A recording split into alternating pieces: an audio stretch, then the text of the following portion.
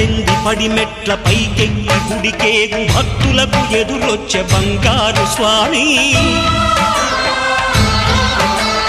ఇరుముడులు స్పృశించి శుభమును దీవించి జన బృందముల చేరే జగమేలు స్వామి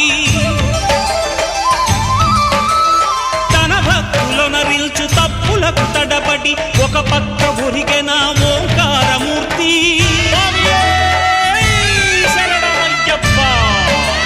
స్వాములందరూ తనకు సాయము కాగా ధీమంతుడై లేచే ఆ కన్య స్వామి